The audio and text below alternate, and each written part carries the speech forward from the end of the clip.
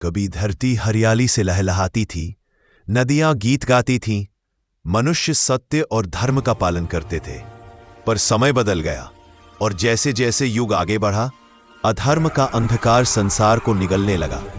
मनुष्य ने करुणा को त्याग दिया, राजाओं ने प्रजा को सताना शुरू किया और बलवानों ने निर्बलों पर अत्याचार करना अपना धर्म बना लिया। पृथ्वी माता, जिसने सबका भार सहा, अब थक चुकी थी।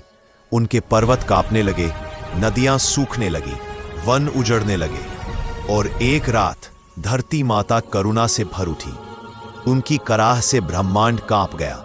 धरती ने आकाश की ओर देखा और कहा, हे प्रभु, मैंने युगों तक जीवन को संवारा, पाप को सहा और धर्म को पाला, पर अब मेरा हृदय टूट रहा है। अधर्म ने मुझे झुका दिया है, मेरी गोद रक्त से भर चुकी है। हे सृष्टिकर्ता, मेरा भार हल्का करो। धरती की यह पुकार सुनकर देवता व्याकुल हो उठे। इंद्र, वरुण, अग्नि, वायु सब एकत्र हुए।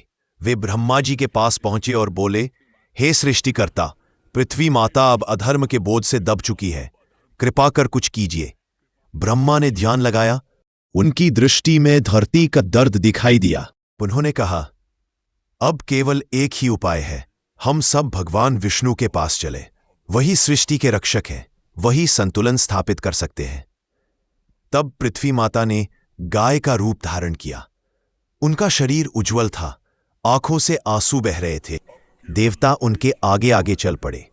सबने मिलकर क्षीर सागर की ओर यात्रा आरंभ की, वह लोक जहां भगवान विष्णु शेषनाग की शैया पर विराजमान है।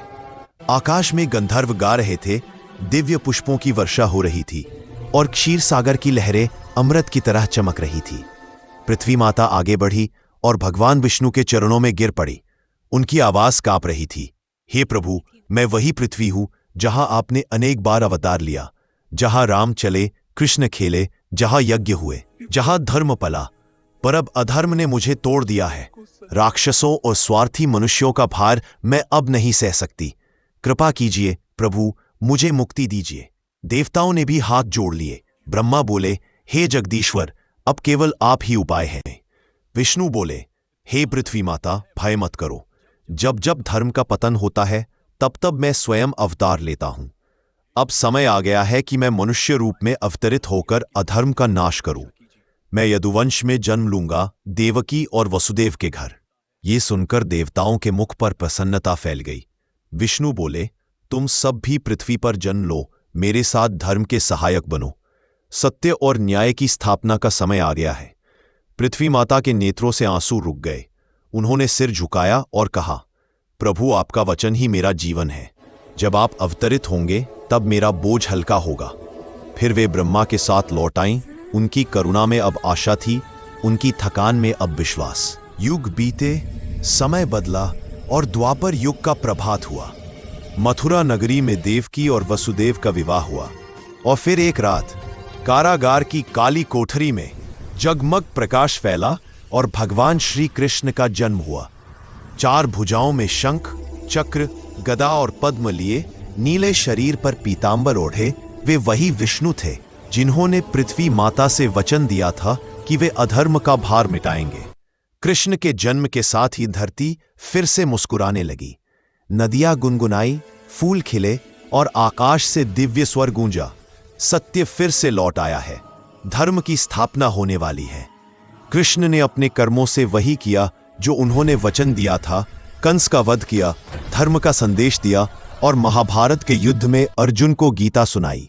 और जब युद्ध समाप्त हुआ, अधर्म का अंत हुआ। पृथ्वी माता ने आकाश की ओर देखा और मुस्कुराई, अब मैं हल्की हूं, अब मेरे प्राणों में फिर से जीवन है। यह कथा हमें बताती है कि जब अन्याय बढ़ता है, जब अधर्म चरम पर पहुंचता है, तब धरती स्वयं पुकार उठती है। और जब धरती पुकारती है, भगवान विष्णु मौन नहीं रहते। वे अवतरित होते हैं, कभी राम बनकर, कभी कृष्ण बनकर और आने वाले समय में कल्कि बनकर। क्योंकि भगवान केवल सृष्टि के रक्षक नहीं, वे स्वयं धरती के पुत्र हैं। और जब मां पुकारे तो पुत्र कभी मौन नहीं रहता। ऐसे ही और वीडियो के लिए चैनल को सब्सक्राइब करें।